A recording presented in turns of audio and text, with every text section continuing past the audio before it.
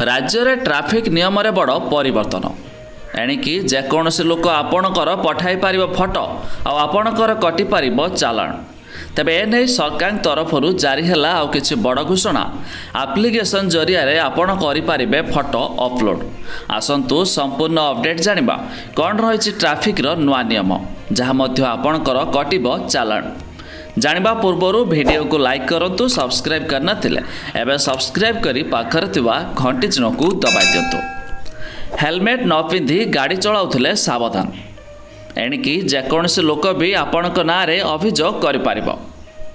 आपण बिना हेलमेट रे गाड़ी चलाउथिबार फोटो उठाई किंबा वीडियो उठाई परिवहन विभागर मोबाइल आप रे अभियोग कले राज्य परिवहन प्राधिकरण तार सत्यता जांच करी संपृक्त गाड़ी चालक निकट को ई चालान पठाइब।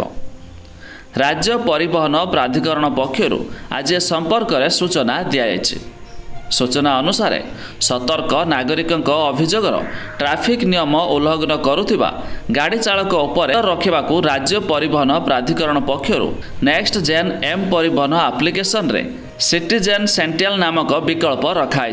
यही आप को नेशनल इनफॉर्मेटिव सेंटर विकसित करुछि। यह आप माध्यम सतर्क नागरिक रास्ता रे हेलमेट पिंधि नथिबा गाड़ी चालकों फोटो किंबा वीडियो अपलोड करि पारिबे। आउ यह सतर्क नागरिक तथ्य आधार रे परिवहन विभाग तार जांच करी संपृक्त गाड़ी चालक निकट को ई चालान पठाइब। आउ जो व्यक्ति यही फोटो अबा वीडियो पठाई थिबे तांकर परिचय संपूर्ण गुप्त रखाजिबो।